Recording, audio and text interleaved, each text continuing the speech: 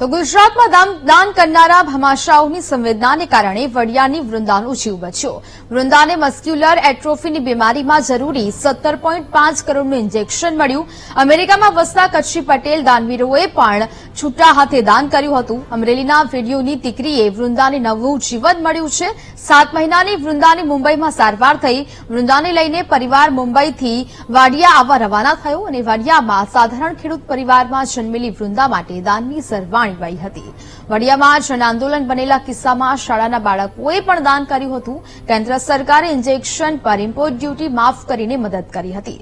મુખ્યમંત્રી રાહત ફંડમાંથી વૃંદાનો જીવ બચાવવા સરકારે મદદ કરી હતી. દીકરી વહાલનો દરિયો અને સમાજની જવાબદારી એ વાતને સાર્થક સાબિત કરી છે. વૃંદાનો જીવ બચી જતા વડિયા પંથકમાં આજે દિવાળી જેવો ઉત્સવ છે. વીટીવી ન્યૂઝે પણ વૃંદાનો જીવ બચાવવા આપને દાનની અપીલ કરી હતી.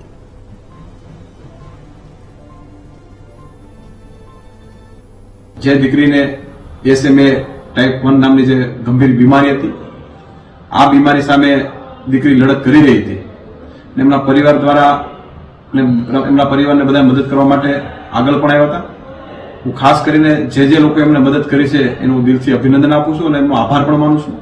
કે આ દીકરી માટે જે રીતે પોતાની બધા લાગણી દેખાવતા હતા અને લાગણીના કારણે આજે દીકરીની સારવાર મુંબઈ હિન્દુજા હોસ્પિટલ ખાતે સારવાર પૂર્ણ થઈ છે. દીકરી 2 દિવસની અંદર પોતે વડિયા આવી પણ જશે. હું ખાસ કરીને રાજ્યના મુખ્યમંત્રી ભૂપેન્દ્રભાઈ પટેલ સાહેબનો પણ આભાર માનું છું. ખાસ કરીને આભાર માનવાનું કારણ એ પણ છે કે આ દીકરીનો પરિવાર મારી સાથે આવ્યો હતો અને આ પરિવાર સાથે અમે સીએમ સાહેબને મળ્યા હતા અને માનનીય ભૂપેન્દ્રભાઈ પટેલ સાહેબ દ્વારા એક લાગણી દાખવી અને સરકારમાંથી રાહત ફંડમાંથી 10 લાખ રૂપિયાની સરકારે પણ મદદ કરી હતી અને અન્ય મિત્રો દ્વારા 12.5 લાખ રૂપિયાની મદદ કરવામાં આવી હતી. એમ જ અમેરિકાના મિત્રો દ્વારા 17 કરોડ અને 25 લાખની મદદ ત્યાંથી પણ થઈ અને કુલ મળીને 17.5 કરોડનો જે ખર્ચ થયો હતો એ ખર્ચ દ્વારા દીકરીની સારવાર પૂર્ણ થઈ છે અને દીકરી ફરી સ્વસ્થ થઈ અને નાનું બાળક ફરી રમતું થશે અને કુદરત એમનું આયુષ્ય ખૂબ મોટું આપે એ ભગવાન ભોળાનાથના શરણમાં પ્રાર્થના પણ કરું છું.